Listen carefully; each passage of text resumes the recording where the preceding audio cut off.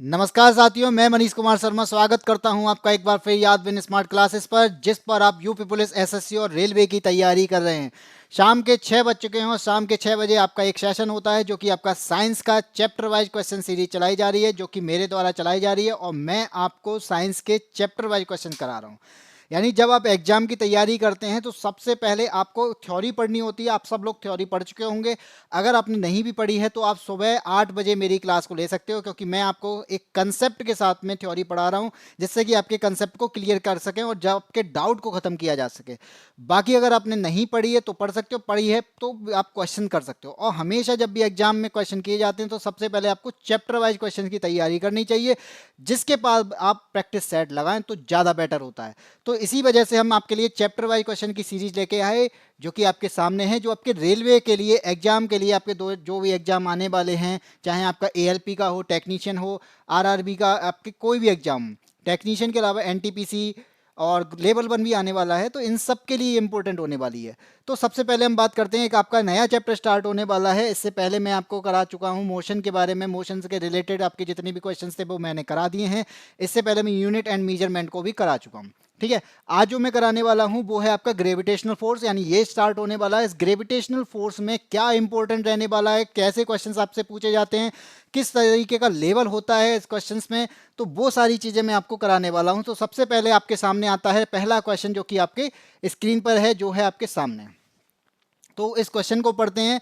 Question में आपको समझ में आ रहा होगा क्वेश्चन में क्या लिखा हुआ है। क्वेश्चन में लिखा हुआ है कि ब्रह्मांड में सभी द्रव्यमानों के बीच लगने वाले आकर्षण बल, विशेष रूप से पृथ्वी की सतह के पास स्थित पिंडों पर पृथ्वी के द्रव्यमान द्वारा लगाए जाने वाले आकर्षण बल को क्या कहा जाता है। सबसे पहले तो मैंने आपको बता ही दिया कि मैं किस चैप्टर को पढ़ाने वाला हूं, तो आपको पता होगा इसका आंसर क्या होने वाला है, गुरुत्वाकर्षण बल होने वाला है। लेकिन आपको यह याद रखना है कि कोई भी दो पिंड हैं ब्रह्मांड में, कोई भी दो पिंड हैं ब्रह्मांड के अलावा, आपके अर्थ के अंदर भी कोई भी दो पिंड हैं, उन सबके बीच में एक बल काम करता है, वो होता है आपका आकर्षण बल। ठीक है, क्या होता है वो, आकर्षण बल होता है। कहीं पर भी कोई भी दो पिंड हो, मैंने ये बोला एक पिंड आपका ये है, एक ऑब्जेक्ट जो है वो आपका ये है और दूसरा ऑब्जेक्ट ये है, इन दोनों के बीच में जो बल काम कर रहा है आकर्षण का बल काम करेगा। और आकर्षण का बल जो है, इसका द्रव्यमान कैपिटल एम में लेता हूँ, इसका द्रव्यमान स्मॉल एम लेता हूँ, तो ये एक दूसरे को आकर्षित करेंगे। और जब ये आकर्षित करेंगे तो इन दोनों के बीच में जो बल काम करेगा वही होगा आपका गुरुत्वाकर्षण बल, और इसकी खोज की थी न्यूटन ने। ठीक है, तो इसका जो ऑप्शन हो जाएगा वो कौन सा ऑप्शन सही होगा, इसका ऑप्शन नंबर बी सही होगा। ठीक है, तो नेक्स्ट क्वेश्चन की बात करते हैं। ये हो गया आपका पहला क्वेश्चन, जिसका आंसर क्या है, गुरुत्वाकर्षण बल। सेकंड क्वेश्चन की बात करते हैं। अगला कह रहा है पृथ्वी के केंद्र पर लगने वाला गुरुत्वाकर्षण बल। यहाँ पे गुरुत्वाकर्षण बल के बारे में लिखा है, लेकिन यहाँ जो पूछा गया है, यानी इस क्वेश्चन में अगर थोड़ा सा मिस्टेक है, इसको कहेंगे कि यहाँ पे जो पूछा जाएगा वो पूछा गया है ग्रेविटी के बारे में। ठीक है, केंद्र पर ग्रेविटी पूछी है, यानी जी पूछा है, गुरुत्वीय त्वरण पूछा है। तो मैं आपको बता दूं कि जब अर्थ की बात करेंगे कि ये आपकी क्या है, अर्थ है, और ये अर्थ पर जब हम, यानी आप मान लो अभी एक सतह पर हो, ये आपकी सतह है, जब अर्थ से ऊपर जाते हैं, यानी किसी भी पहाड़ पर जाते हैं, तो क्या होता है, यहां पर आपका जी का मान क्या होगा। तो इसके लिए मैं आपको फॉर्मूला बता दूं। आपका जो फॉर्मूला होता है वो क्या होता है, गुरुत्वाकर्षण बल का जो फॉर्मूला होता है वो आपका होता है Gm1m2/r²। ठीक है, अगर Gm1m2/r² है तो यहाँ पे आप देखो कि r जो है वो किसके व्युत्क्रमानुपाती है, गुरुत्वाकर्षण बल के व्युत्क्रमानुपाती है। तो यहाँ पर जब आपका ये पार्ट जो है, जब आप पहाड़ पे चढ़ते हो तो पहाड़ पे चढ़ने पर क्या होता है, पहाड़ पे चढ़ने पर आपकी डिस्टेंस बढ़ती है, यानी आपकी दूरी बढ़ जाती है। आप सतह पर थे, सतह से ऊपर जाओगे तो डिस्टेंस बढ़ेगी, यानी दूरी बढ़ेगी, दूरी बढ़ेगी तो इसी जगह पर क्या होगा, दूरी बढ़ने पर तो यहाँ पर जी का मान क्या होगा, घट जाएगा। स्मॉल जी का मान कैसा होगा, घट जाएगा। कैसे घटेगा, तो स्मॉल जी जो होता है वो होता है आपका small G equal to capital G capital m/r²। अब आप बताइए, अगर दूरी बढ़ेगी, मैंने बोला ये दूरी बढ़ी है, तो जी का मान क्या होगा, कम होगा, और दूरी घटेगी तो जी का मान बढ़ जाएगा। तो यहाँ पे क्या हो रही है, दूरी बढ़ रही है। तो यहाँ इसने पूछा, क्वेश्चन में पूछा है केंद्र पर। तो केंद्र, आपकी कोई भी दो पिंड हैं, इन दोनों के पिंड जो हैं कहाँ से आकर्षित होते हैं, हमेशा केंद्र से आकर्षित होते हैं। और जब केंद्र से आकर्षित होते हैं तो इसका मतलब क्या है कि यहाँ तक आकर्षण होगा, तो यहाँ पर जो स्मॉल जी का मान हो जाएगा वो 0 हो जाएगा। इसी तक आकर्षित होना है, इसलिए यहाँ पर हो जाएगा 0।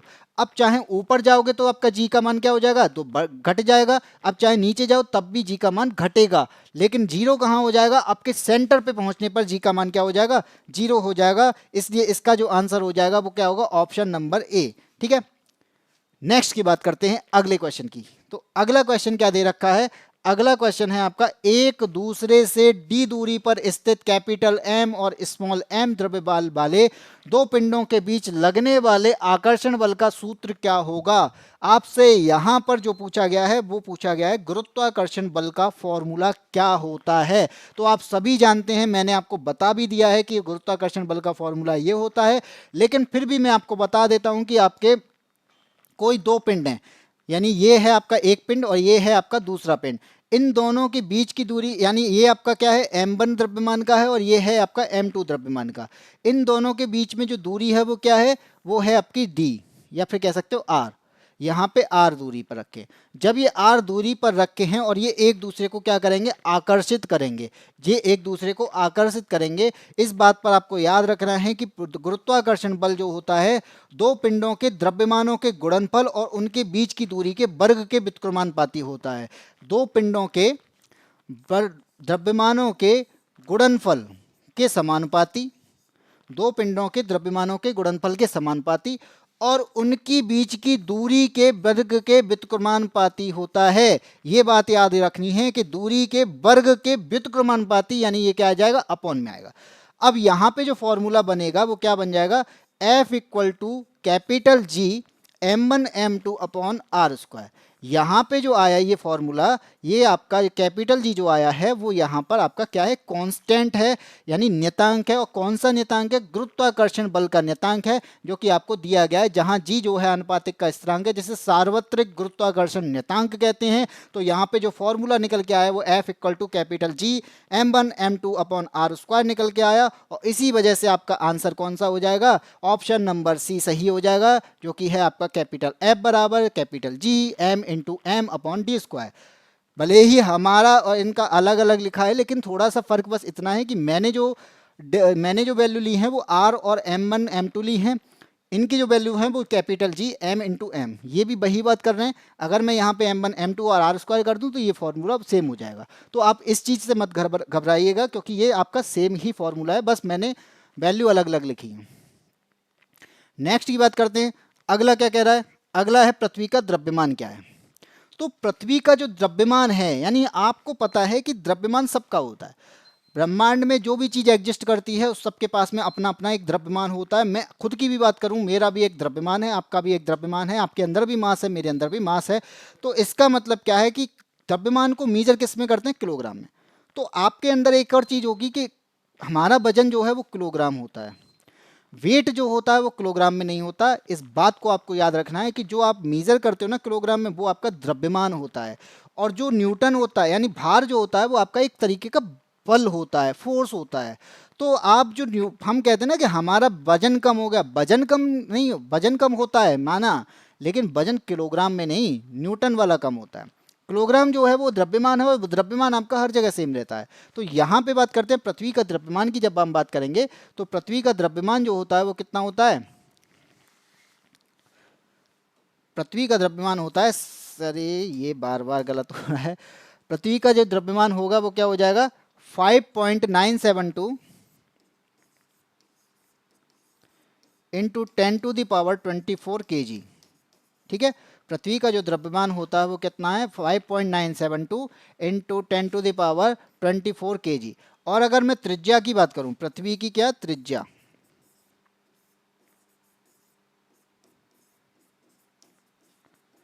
ये क्या होती है, 6371 किलोमीटर। ठीक है, इस बात को याद रखना है, इसलिए हम कभी कभी कहते हैं अप्रॉक्स 6400 किलोमीटर। लेकिन इसका आंसर क्या होगा, इसका ऑप्शन नंबर बी सही हो जाएगा, 5.972 इंटू 10⁴ kg।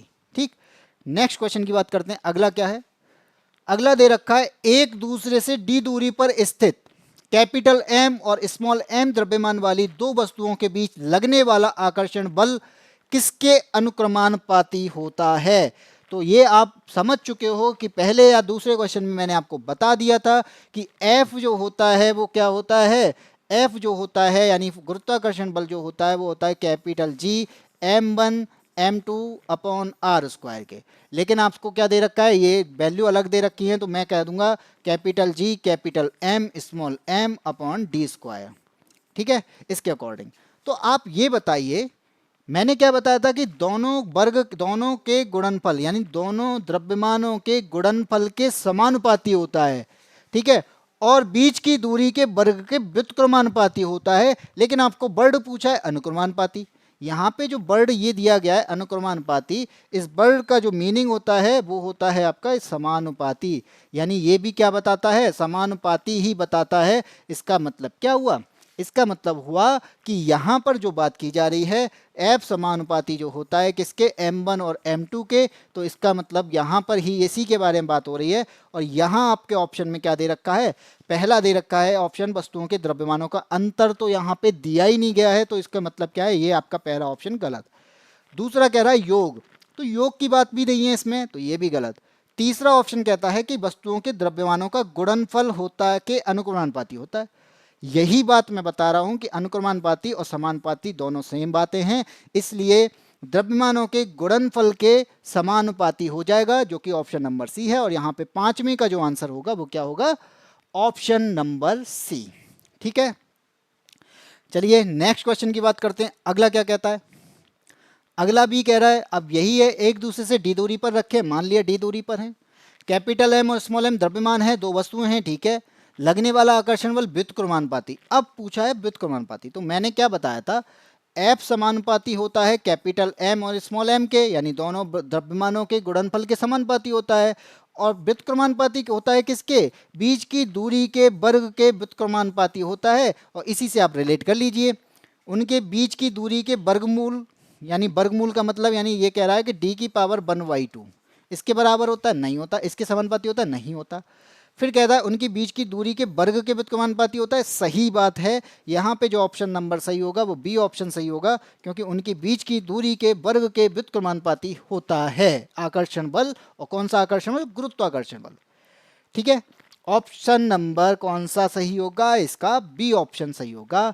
अब बात करते हैं नेक्स्ट क्वेश्चन की, जो कि है आपका 7वां क्वेश्चन। और आप बात करेंगे अगले क्वेश्चन की, जो कि है सार्वत्रिक गुरुत्वाकर्षण नियतांक जी का एसआई मात्रक क्या होता है। सार्वत्रिक गुरुत्वाकर्षण नियतांक कैपिटल जी, जिसका मात्रक क्या होता है, फॉर्मूला आप सभी जान चुके हो, F बराबर होता है capital G capital M small m upon R square. ठीक है, अब पूछा गया है कैपिटल जी के बारे में, लेकिन यहाँ तो F है, तो मैं क्या करूँगा, कैपिटल जी के रूप में इसको कन्वर्ट कर लूँगा। तो यहाँ पे हो जाएगा F, और ये क्रॉस मल्टीप्लाई से हो जाएगा आर स्क्वायर, और इसकी क्रॉस मल्टीप्लाई से हो जाएगा m इंटू एम। अब क्या निकालना है, F का यानी फोर्स, F क्या है यहाँ पे, फोर्स है, तो इसका जो मात्रक होगा वो क्या होगा, न्यूटन होगा। दूरी का जो मात्रक होगा वो क्या होगा, दूरी का जो मात्रक होगा वो हो जाएगा मीटर, और स्क्वायर है तो यहाँ पे लग जाएगा स्क्वायर, अपॉन में आएगा किलोग्राम। अब दोनों क्या है, मास हैं, तो दोनों का ही आपका किलोग्राम होना है, तो किलोग्राम इंटू किलोग्राम हो जाएगा, तो ये हो जाएगा किलोग्राम स्क्वायर। ठीक है, तो यहाँ पे इसका जो ऑप्शन सही हो जाएगा वो कौन सा हो जाएगा, ऑप्शन नंबर ए सही होगा, जो कि है आपका न्यूटन मीटर स्क्वायर पर किलोग्राम स्क्वायर। और वो मैंने कैसे निकाला आपको सामने बता दिया। ठीक है, मैंने आपको बता दिया किस तरीके से निकालना है, वो आपको सामने। नेक्स्ट क्वेश्चन की बात करते हैं। अगला क्या कहता है, सार्वत्रिक गुरुत्वाकर्षण कांस्टेंट यानी कैपिटल जी को की खोज किसने की, आपको ये बताना है। तो आपको पता है कि न्यूटन ने किसकी खोज की थी, गुरुत्वाकर्षण बल की खोज की थी। किसके बारे में खोज की थी, यानी किसका आविष्कार किया था, गुरुत्वाकर्षण बल के, इसकी खोज की थी। तो आपसे पूछा गया कांस्टेंट की खोज किसने की, यानी आपका फॉर्मूला तो चलो ये हो गया, F बराबर G capital M small m upon R square. ये तो किसने खोजा, ये खोजा न्यूटन ने। चलिए ये तो इसने खोज लिया, लेकिन यहाँ पे इस जी की बात हो रही है, इसको किसने खोजा है? इसको ही खोजा है आपके हेनरी कैवेंडिश ने। किसने खोजा है? हेनरी कैवेंडिश ने खोजा। इस बात को आपको याद रखना है, भले ही फोर्स आपका किसने खोजा हो, न्यूटन ने खोजा हो, लेकिन कैपिटल जी जो है, जो आपका सार्वत्रिक गुरुत्वाकर्षण नियतांक है, उसकी खोज की थी हेनरी कैवेंडिश ने। तो इसका ऑप्शन नंबर ए क्या हो जाएगा? सही हो जाएगा। ठीक है, तो सबसे पहले हमको यही याद रखना है कि न्यूटन ने गुरुत्वाकर्षण बल दिया था, लेकिन गुरुत्वाकर्षण बल नियतांक जो दिया था वो आपका हेनरी कैवेंडिश ने दिया था। नेक्स्ट क्वेश्चन की बात करते हैं। अगला क्या कहता है? पृथ्वी की त्रिज्या कितनी है? पृथ्वी की त्रिज्या मैंने आपको बता दी है, वैसे आपकी होती है 6.371 इंटू 10⁻6 मीटर। ठीक है, अब कहोगे कैसे आई? तो आई तो कैसे, क्या हमने नापा इसलिए आई, लेकिन ये होती क्या है? 6371 किलोमीटर होती है। और 6371 किलोमीटर को जब चेंज करते हैं किस में? मीटर में। तो यहाँ पे किलोमीटर का क्या हो जाएगा? 1000, और ये हो जाएगा मीटर। इसको लिखेंगे तो 6371 इंटू 10⁻³ मीटर, और इसको और कन्वर्ट करेंगे यानी पॉइंट में लेके आएंगे तो 6.371 इंटू 10⁻6 मीटर हो जाएगा। और यही आपसे पूछा गया है कि पृथ्वी की त्रिज्या कितनी है, तो मैंने आपको बता दिया। कभी कभी यहाँ पे अप्रॉक्स में भी पूछ लेते हैं कि पृथ्वी की त्रिज्या अप्रॉक्स कितनी है, तो वो होती है आपकी 6400 किलोमीटर। ये भी आपको याद रखना है। इसके अकॉर्डिंग आपका ऑप्शन नंबर कौन सा सही हो जाएगा? ऑप्शन नंबर सी सही हो जाएगा, 6.37 इंटू 10⁻6। ठीक है, इतनी बात समझ में आई?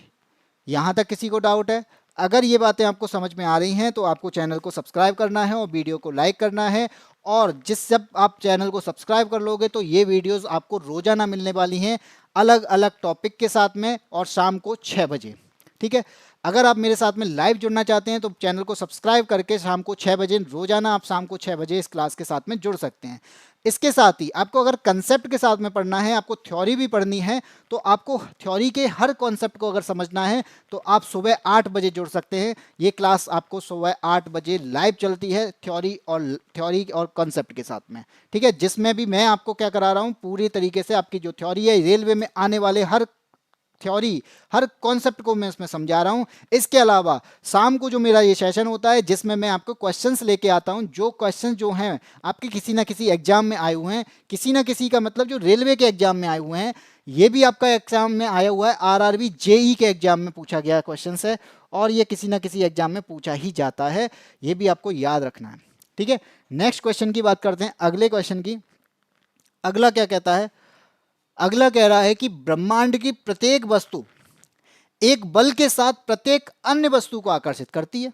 सभी जानते हैं कि कोई दो वस्तु हैं, एक ये है, एक और कोई पिंड है, तो ये दोनों क्या करते हैं? आपस में एक दूसरे को क्या करेंगे? आकर्षित करेंगे, अट्रैक्ट करेंगे। तो अट्रैक्ट अगर कर रहे हैं, अट्रैक्ट अगर कर रहे हैं तो इसका मतलब क्या है? तो यहां पे क्या पूछा गया है? ऑप्शन नंबर ए क्या कह रहा है? उनके द्रव्यमान के गुणन के आनुपातिक और उनके बीच की दूरी के वर्ग के व्युत्क्रमानुपाती।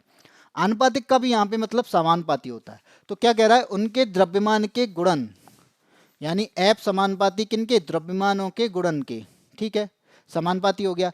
उनके बीच की दूरी के वर्ग के व्युत्क्रमानुपाती, तो क्या हो गया? उनकी बीच की दूरी के वर्ग के व्युत्क्रमानुपाती। ये तो बात सही कह रहा है वही, तो इसके अकॉर्डिंग ऑप्शन नंबर ए सही हो जाएगा। मेरा तो ऑप्शन ए सही है।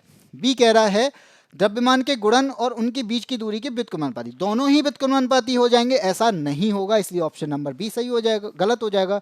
सी कहता है उनके द्रव्यमान के योग, योग की तो बात आपके गुरुत्वाकर्षण बल में कहीं नहीं आती है, तो सी तो आपका गलत हो गया। गुणन यानी द्रव्यमान का गुणन के व्युत्क्रमानुपाती, तो व्युत्क्रमानुपाती गुण मत का द्रव्यमान का जो गुणन है वो आपका व्युत्क्रमानुपाती नहीं समानुपाती होता है, इसलिए ऑप्शन नंबर डी भी क्या हो जाएगा? गलत हो जाएगा। यहाँ पे आपका ऑप्शन नंबर ए ही सही होगा, जो कि क्या कह रहा है कि द्रव्यमानों के गुणन के समानुपाती और बीच की दूरी के वर्ग के व्युत्क्रमानुपाती होता है। यही बात आपकी कही है, तो 10वें का जो सही होगा वो होगा आपका ए। अब आता है 11। इस क्वेश्चन में क्या दिया गया है? इस क्वेश्चन में दिया गया है कि दो वस्तुओं के बीच की दूरी को यदि 2 गुना कर दिया जाए, दो वस्तुओं के बीच की दूरी को दुगना कर दिया जाए तो इन दोनों के बीच के बल पर क्या प्रभाव पड़ेगा। तो मैंने क्या, ये क्या बोल रहा है कि ये आपके दो पिंड रखे हैं, ये आपके दो पिंड हैं, इन पिंडों के बीच में कुछ दूरी होगी, इन पिंडों के बीच में क्या है? एक दूरी है। हुआ क्या है? इसने क्या किया कि अब इसको दुगना कर दिया, ये हो गया यहाँ, और ये हो गई आपकी दूरी यहाँ पर। तो अब इनकी दूरी क्या बढ़ गई, दुगनी कर दी भाई, दुगनी कर लो, चलो करो दुगनी, यहाँ से लेके यहाँ तक। ये होगी आपकी डी, इसको डी लेके चलते हैं तो डी, और ये हो जाएगी आपकी 2D। ठीक है। अब क्या कह रहा है, इन दोनों के बीच के बल पर क्या इफेक्ट पड़ेगा। तो आप जानते हैं कि क्या होता है, बल जो होता है दूरी के वर्ग के व्युत्क्रमानुपाती होता है। इतनी बात समझ में, पूरा पूरा फॉर्मूला लेके नहीं चलना हमें, केवल दूरी के बारे में बात करनी है। तो यहाँ पर क्या होगा, तो एफ बराबर क्या हो जाएगा, एफ समानुपाती होगा 1/2D, रख देंगे इस जगह पे, तो 2D स्क्वायर हो जाएगा, और 2D स्क्वायर हो जाएगा तो इसका मतलब क्या है, एफ समानुपाती हो जाएगा 1/4D स्क्वायर। तो अब जो यहाँ पे जब इसको दुगना कर देते हैं दूरी को, तो क्या हो जाएगा, फोर्स पर क्या इफेक्ट पड़ेगा, फोर्स 1/4 रह जाएगा। फोर्स क्या हो जाएगा, 1/4 रह जाएगा। यही बात बोली है कि यहाँ पर ऑप्शन ए नंबर ए कह रखा है कि गुरुत्वीय बल जो है 4 के गुणक में बढ़ेगा। 1/4 रह जाने का मतलब अलग है।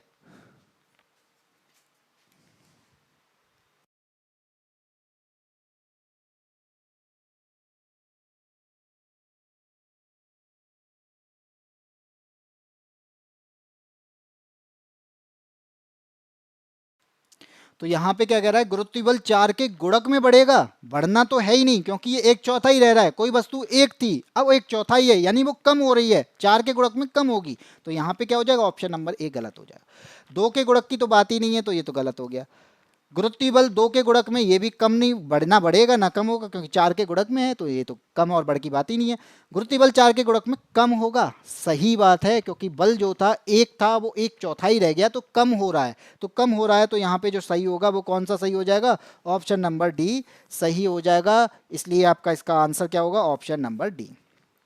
ठीक है, चलिए नेक्स्ट क्वेश्चन की बात करते हैं। अगला क्या कहता है, सार्वत्रिक गुरुत्वाकर्षण स्थिरांक जी का मान क्या होता है। जी मैंने आपको कई बार बता दिया, वो मान होता है आपका 6.67 इंटू 10⁻⁻11 न्यूटन मीटर स्क्वायर पर किलोग्राम स्क्वायर। यही आपका क्या होता है, सार्वत्रिक गुरुत्वाकर्षण जी का मान होता है, जिसकी खोज किसने की थी, जिसकी खोज की थी हेनरी कैवेंडिश ने।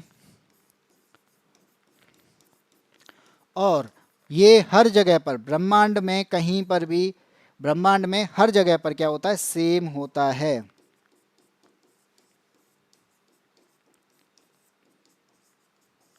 सभी जगह कैसा होता है, सेम रहता है, यानी कभी नहीं बदलता। बदलता है तो स्मॉल जी बदलता है, कैपिटल जी कहीं नहीं बदलता है। इस बात को आपको याद रखना है, और इसका आंसर क्या हो जाएगा, इसका आंसर हो जाएगा ऑप्शन नंबर बी।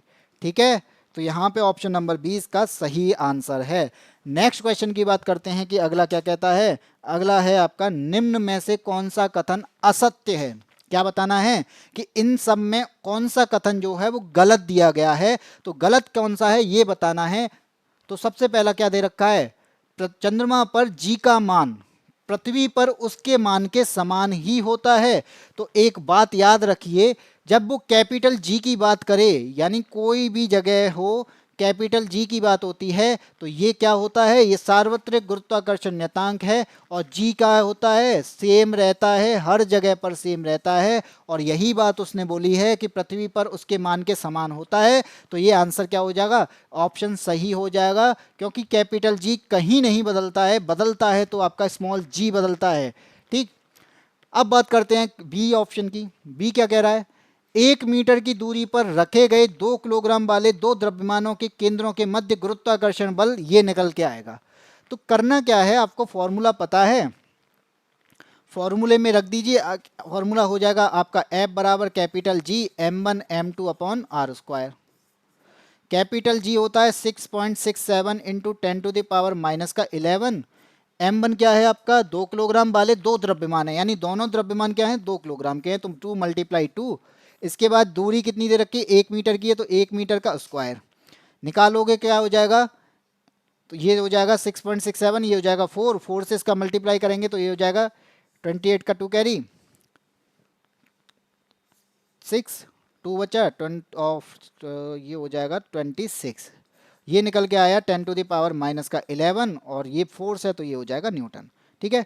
26.68 इंटू 10⁻⁻11 निकल के आता है। तो यहाँ पर आपका ये भी ऑप्शन क्या हो जाएगा, ये भी ऑप्शन सही हो जाएगा कि 1 मीटर की दूरी पर रखे गए 2 किलोग्राम वाले दोनों द्रव्यमानों के केंद्रों के मध्य गुरुत्वाकर्षण बल जो निकल के आता है वो 26.68 इंटू 10⁻⁻11 न्यूटन निकल के आता है।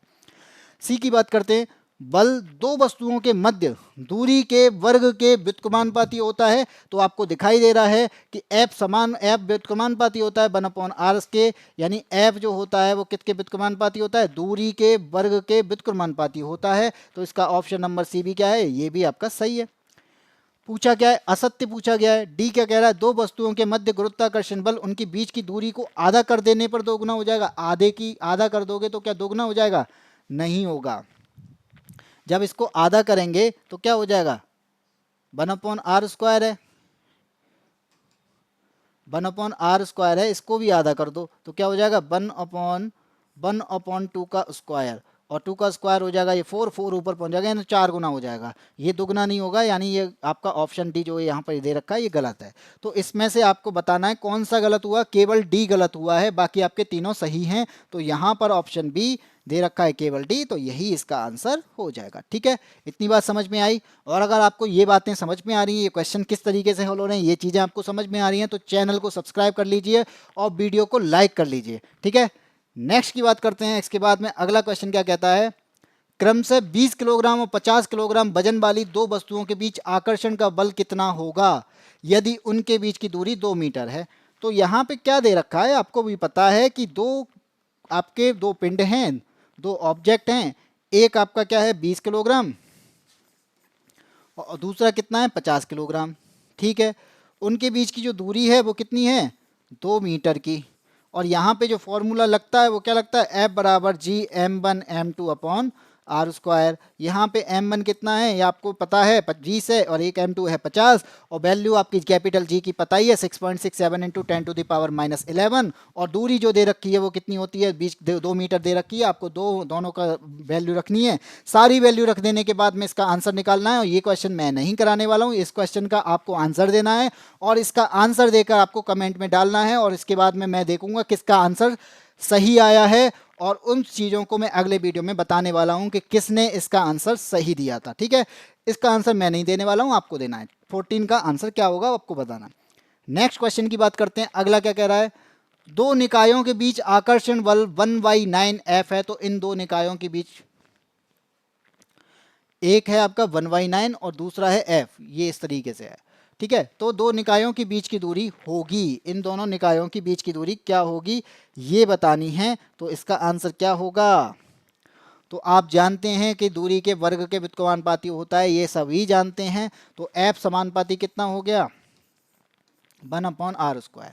ठीक है, क्या करना है कि यहाँ पर जो बल का मान दे रखा है, एक का दे रखा है 1/9 और दूसरा है F। तो मैं इस दो निकाय हैं तो इसका मतलब क्या है, ये हो जाएगा F1 और ये हो जाएगा F2। और यहाँ पे r² की जगह पे F1 के लिए होगा 1/r², तो F1 के लिए हो गया 1/r1²। ठीक है, ये मैंने कर लिया 1/r1²। F2 के लिए होगा 1/r2²। और आगे बढ़ेंगे तो क्या हो जाएगा, F1/F2, R2 चला जाएगा सबसे ऊपर, R2² ये हो गया, और R1 रहेगा नीचे, R1²। ठीक है, इतना कर लिया। अब वैल्यू हमें दे रखी है, एक दे रखी है आपकी 1/9 और एक दे रखी है F। तो एक वैल्यू आपकी F1 की रखी है F और दूसरा हो गया 1/9, तो ये हो जाएगा 1/9। ठीक है, अब क्या करना है, यहाँ पर आपको R2² ये तो दिया ही है, R2²/R1²। यहाँ पे F से F कैंसिल हो जाएगा, 9 चला जाएगा ऊपर, तो R2² R1 का होल स्क्वायर हो जाएगा आपका 9, और यहाँ पे R2/R1 हो जाएगा क्या, 3। तो यहाँ पे निकल के आएगा R2 बराबर 3R1, यानी 3 गुना हो जाएगा। इसका आंसर क्या हो जाएगा, 3 गुना हो जाएगा। तो यही आपसे पूछा गया है कि क्या होगा, बीच की दूरी अगर इतनी है तो दोनों निकायों के बीच की दूरी कितनी हो जाएगी, तो दोनों निकायों के बीच की दूरी कितनी हो जाएगी, 3 गुनी हो जाएगी। इसका ऑप्शन नंबर ए सही हो जाएगा। ठीक है, नेक्स्ट क्वेश्चन की बात करते हैं। अगला क्या कहता है, आसमान की ओर फेंका गया पत्थर पृथ्वी की ओर वापस क्यों आता है। आसमान की ओर चाहे आप पत्थर फेंको चाहे कुछ भी फेंको, पत्थर फेंक लो, बॉल फेंक लो, वो हमेशा क्या आएगी, कुछ दूरी तक जाएगी और कुछ दूरी के बाद वो नीचे चली आएगी। किसकी वजह से आती है? एक फोर्स काम करता है, वो कौन सा? गुरुत्वाकर्षण बल। गुरुत्वाकर्षण बल क्या करता है? पृथ्वी की जो पृथ्वी का केंद्र है उसको अपनी ओर खींचता है। पृथ्वी का केंद्र अपनी ओर खींचता है किसको? उस ऑब्जेक्ट को। तो उस ऑब्जेक्ट को कौन खींच रहा है? बल खींच रहा है। कौन सा? गुरुत्वाकर्षण बल। तो इस ऑप्शन में क्या दे रखा है? नीचे की ओर लगने वाला दाव। दाव की तो बात इसमें है नहीं, तो इसका मतलब ए गलत। ए क्या है? ए आपका गलत है। बी कह रहा है केंद्र अभिमुखी बल। केंद्र अभिमुखी का मतलब अभिकेंद्री बल इसको खींच रहा है? नहीं, अभिकेंद्री बल इसको नहीं खींच रहा है। वस्तु द्वारा किया गया कार्य की तो बात ही नहीं है, कार्य का कोई मतलब ही नहीं है। फिर आता है एक बल जो इसे भूमि की ओर खींचता है, जिसे हम गुरुत्वाकर्षण बल कहते हैं। उसका ऑप्शन नंबर क्या हो जाएगा? डी ऑप्शन सही हो जाएगा। जितनों ने भी इसका आंसर दिया है इसका सही आंसर है। इसके बाद अगले की बात करते हैं, नेक्स्ट क्वेश्चन की, जो कि आपका 17 क्वेश्चन है।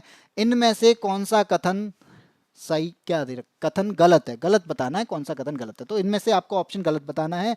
यहां दे रखा है पृथ्वी और चंद्रमा पर r दूरी पर रखे दो पिंड m1 और m2 के बीच गुरुत्वाकर्षण बल का अनुपात 1/1 है। तो आप जानते हैं कि ग्रेविटी का जो रेशियो होता है, आप भी जानते हैं कि चंद्रमा पृथ्वी के बीच में जो ग्रेविटी का रेशियो होता है वो होता है आपका 1/6। क्या होता है? 1/6। क्या कम होता है आपका? जब आप कहते हैं ना कि हमारा चंद्रमा पर भार 6 यानी 1/6 रह जाता है। अगर आपका क्या है 66 किलोग्राम का आपका भार है, या कह सकते हैं 66 का है, तो वहां पर आपका कितना रह जाएगा? 11 का रह जाएगा। इसलिए आपका ए ऑप्शन क्या हो जाएगा? यहाँ पे गलत है। न्यूटन मीटर स्क्वायर पर किलोग्राम स्क्वायर कैपिटल जी की एसआई इकाई है, ये बात सही है। न्यूटन मीटर स्क्वायर पर केजी स्क्वायर कैपिटल जी की एसआई इकाई होती है। कैपिटल जी का मान पिंडों के बीच की दूरी पर निर्भर करता है। तो कैपिटल जी का मान, एक बात याद रखना कि कैपिटल जी एक नियतांक है, ये किसी पर भी निर्भर नहीं करता। चाहे आप दूरी की बात करो चाहे नियतांक की बात करो, किसी पर निर्भर नहीं करता। जब ये किसी पर निर्भर नहीं कर रहा है तो इसका मतलब आपका जी सी गलत हो जाएगा जो कि दूरी की बात कर रहा है, और डी भी गलत हो जाएगा जो कि द्रव्यमान पर निर्भर की बात कर रहा है। दोनों ही ऑप्शन यहाँ पे गलत है। तो इसमें ऑप्शन कौन सा सही हुआ? केवल बी। पूछा क्या गया है? कथन गलत कौन से हैं? तो ए सी डी गलत हैं। कौन से गलत हैं? ए सी डी गलत हैं। तो जो कि ऑप्शन नंबर सी दे रखा है, ए सी डी गलत है। ठीक है, नेक्स्ट की बात करते हैं। अगला क्या कहता है? गुरुत्व जनित त्वरण को कैसे दर्शाया जाता है? तो गुरुत्व जनित त्वरण, इतनी देर से बात चल रही है। जब गुरुत्वीय त्वरण की बात करते हैं, जब एक्सेलरेशन की बात करें, मैं अगर बता दूं कि जब मैं एक्सेलरेशन की यानी त्वरण की बात करता हूं, त्वरण को रिप्रेजेंट करते हैं हम ए से, और जब इसको गुरुत्वीय त्वरण कहते हैं यानी गुरुत्वीय त्वरण की बात करते हैं, तो गुरुत्वीय त्वरण को रिप्रेजेंट करते हैं स्मॉल जी से। और ये भी याद रखना है कि स्मॉल जी का मान हर जगह सेम नहीं होता, हर जगह बदल जाता है। कैपिटल जी का मान हर जगह सेम होता है। इसी बात को याद रखते हुए इसका आंसर लगाना है बी, अंग्रेजी के छोटे अक्षर स्मॉल जी से। ठीक है, नेक्स्ट क्वेश्चन क्या कहता है? अगला कह रहा है पृथ्वी की सतह पर गुरुत्वाकर्षण के कारण त्वरण क्या होगा? त्वरण क्या होगा? तो आप जानते हैं त्वरण के लिए हम क्या लिखते हैं? स्मॉल जी बराबर होता है G M upon R square. और जब ये बात आती है जी किसी पर निर्भर नहीं करता, तो इसका मतलब क्या है? तो जी किस पर निर्भर करता है? द्रव्यमान पर निर्भर करता है, आर पर निर्भर करता है। कैपिटल जी किसी पर भी निर्भर नहीं करता है। तो यहाँ पर आपका जो फॉर्मूला निकल के आएगा वो एम अपॉन आर स्क्वायर निकल के आएगा, और एम अपॉन आर स्क्वायर के आपका ऑप्शन नंबर बी सही हो जाएगा। यहाँ पे कौन सा ऑप्शन सही होगा? Option number B, M upon R square. ये हो गया आपका 19 क्वेश्चन। और नेक्स्ट क्वेश्चन की बात करते हैं। अगला क्या कहता है? मुक्त रूप से गति करने में सक्षम 10 किलोग्राम द्रव्यमान की एक वस्तु पर जब 10 न्यूटन का बल लगाया जाए तो निम्न में से कौन सा कथन लागू होगा? तो कौन सा कथन लागू होगा? यहाँ पे पूछा गया है निकाय 10 मीटर पर सेकंड स्क्वायर की त्वरण से गति करेगा, निकाय 1 किलोमीटर पर सेकंड की चाल से गति करेगा, निकाय 1 मीटर पर सेकंड की चाल से गति करेगा, या फिर निकाय 1 मीटर पर सेकंड की त्वरण से गति करेगा। तो ये बोला गया है, तो इसको निकालोगे तो F बराबर होता है एम जी। जी आपसे दिया नहीं गया, जी आपसे पूछा गया है। तो यहाँ पे F क्या है? आपका फोर्स जो कि आपका 10 न्यूटन का है। आपका क्या है? M क्या दे रखा है? 10 दे रखा है। आपको G निकालना है। 10 से 10 कैंसिल हो जाएगा, G निकलेगा आपका 1, और इसकी जो यूनिट होती है वो मीटर पर सेकंड स्क्वायर होती है। इसलिए इसका ऑप्शन कौन सा सही हो जाएगा? ऑप्शन नंबर डी सही हो जाएगा, 1 मीटर पर सेकंड स्क्वायर। ठीक है, और इसी के साथ में आज के क्वेश्चंस समाप्त होते हैं। इसी के साथ में आपको ये चैप्टर के कुछ 20 क्वेश्चन जो मैं लेके आया हूँ, जो आपके ग्रुप डी जेई एनटीपीसी में आए हुए क्वेश्चंस हैं, जिसकी प्रैक्टिस मैं करा रहा हूँ, जो कि मैं चैप्टर वाइज क्वेश्चन की प्रैक्टिस करा रहा हूँ। तो इसी के साथ में हमारे साथ में जुड़े रहिए और चैनल को सब्सक्राइब कीजिए, वीडियो को लाइक करिए और लोगों तक पहुंचाइए। शेयर नहीं करोगे तो आपसे जो लोग पेड नहीं पढ़ पा रहे हैं उन लोगों तक ये वीडियो नहीं पहुंच पाएगी, क्योंकि पेड बैच जैसा ही आपको हम पढ़ा रहे हैं और पेड बैच से मुझे लगता है हम लोग बेटर पढ़ाने की कोशिश कर रहे हैं और बेटर ही पढ़ा रहे हैं। जो कि आपके पेड बैच में आपके कोर्स भी पूरे नहीं कराए जाते होंगे, हम यूट्यूब पे पूरा कोर्स कराने भी वाले हैं। यूट्यूब पे पूरे चैप्टर वाइज आपकी सीरीज लेके आने वाले हैं। इसके अलावा प्रैक्टिस सेट भी लेके आने वाले हैं। तो हमसे जुड़े रहने के लिए आपको चैनल को सब्सक्राइब करना है और वीडियो को लाइक करना है, जिसके बाद में आपको वीडियो के नोटिफिकेशन आते रहेंगे। और जो भी आपके एग्जाम पॉइंट ऑफ व्यू से जो भी वीडियो आपको अच्छा लगता है उस पॉइंट आप उसके लिए क्या करें, वीडियो को देखें और जो भी आपको डाउट होते हैं उन डाउट्स के लिए आपको कमेंट करना होगा। जब आप कमेंट करोगे तभी हमको पता चलेगा कि हमसे जो बच्चे पढ़ रहे हैं उनको कहाँ पे डाउट हो रहा है, कहाँ पे चीज़ चेंज करने वाली है, उसको भी लेके आएंगे। तो कई बच्चों ने एक कमेंट भी किया, जैसे एनसीईआरटी सीरीज जारी करने के लिए दोबारा शुरू करने के लिए एक और बच्चे का जो कमेंट आया था, वो कमेंट आया कि सर क्वेश्चन सीरीज बहुत अच्छी लग रही है। तो हम मतलब ये है कि इससे ये समझ में आता है कि हम लोग जो हैं वो सही दिशा में काम कर रहे हैं। इसके अलावा आपको जब ये चीज़ें मिलने, अभी आपको फ्री लग रहा है, लेकिन फ्री में आपको बहुत कुछ मिल रहा है। हम लोग आपको रेलवे की तैयारी करा रहे हैं, आपको कहीं पेड बैच भी 4,000 5,000 2,000 1000 जितने के भी मिल रहे हैं ना, उससे भी बेटर आपको फ्री में मिल रहा है। तो इसका मतलब ये है वही सारी चीज़ें आपको यहाँ पे मिल रही हैं। तो इसको बस आपको वीडियो को लाइक करना है, शेयर करना है। ठीक है, तो आज के वीडियो में हम इतना ही रखते हैं और रोजाना शाम को 6 बजे ये क्लास होती है, तो रोजाना जुड़िए हमसे 6 बजे। तब तक के लिए